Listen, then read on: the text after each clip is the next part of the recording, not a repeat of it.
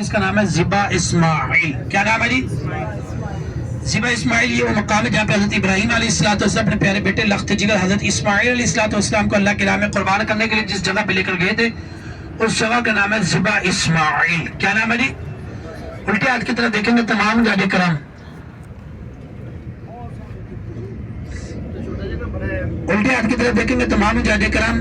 پہاڑ کے اوپر آپ کو ایک چھوٹا سا گنبد والا ستون دکھائی دے گا جس کے اندر چھوٹا سا سوراخ ہوگا جی وہ سامنے دیکھیں جی, وہ سامنے کی طرف, وہ سامنے کی طرف. یہ ہے ذبح اسماعیل والی جگہ, وہ سامنے پہاڑ کے اوپر جی. جی گنبد میں ستون بنا ادھر آ کے جو آزمائش تھی وہ پوری کی تھی. یہ وہ جگہ جہاں حضرت ابراہیم علیہ السلام کو جب حکم دیا اے ابراہیم اپنے بیٹے کو میری راہ میں قربان کر, تو حضرت ابراہیم علیہ السلام اپنے پیارے بیٹے لخت جگر حضرت اسماعیل علیہ السلام کو اللہ کی راہ میں قربان کرنے کے لیے اس جگہ پہ لے کر آئے تھے. اس جگہ پہ آ کے لٹایا, گردن مبارک پہ چھری رکھی اور آنکھوں میں پٹی باندھی. پٹی اس وجہ سے باندھی کہ بیٹے کی محبت دل میں نہ جو رکن لائی کی تابعداری نہ ہو سکے, اور گردن مبارک پہ چھری رکھی اور تیزی سے چلانا شروع کر دی. اللہ اکبر.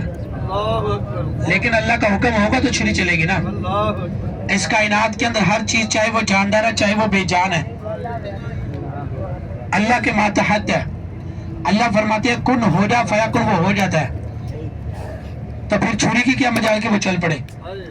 اللہ نے حضرت جبرائیل صلی اللہ علیہ وسلم کو حکم دیا اے جبرائیل جنت سے دمبا نکال, دنیا میں تار اسماعیل کو چھری سے نکال اور دمبے کو اس کی جگہ پہ لٹا دے.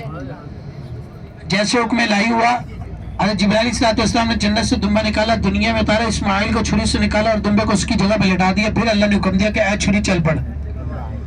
جیسے حکم الہی ہوا چھری چل پڑی اور وہ دمبا قربان ہو گیا جی. اپنی آنکھوں سے پٹی اتارتے ہیں تو کیا دیکھتے ہیں بیٹے کی جگہ پہ دمبا قربان ہوا پڑا ہے. اللہ کا شکر ادا کرتے ہیں. اس طرح اللہ نے حضرت ابراہیم حضرت اسماعیل علیہ السلام کی قربانی کو قبول و منظور فرمایا.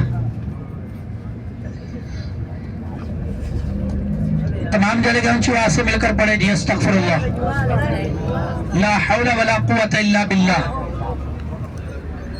اللہ اکبر. اگر اس دن حضرت ابراہیم علیہ السلام کامیاب ہو جاتے چھری چلانے میں تو حج کے دن ہر باپ اپنے بیٹے کی قربانی دیتا. اللہ اکبر. لیکن یہ ایک آزمائش تھی حضرت ابراہیم حضرت اسماعیل علیہ السلام کے لیے جس میں وہ کامیاب ہوئے. میں کہتا ہوں ہم انسان اس قابل نہیں ہے کہ اللہ کی آزمائشوں کو پورا کر سکے گی.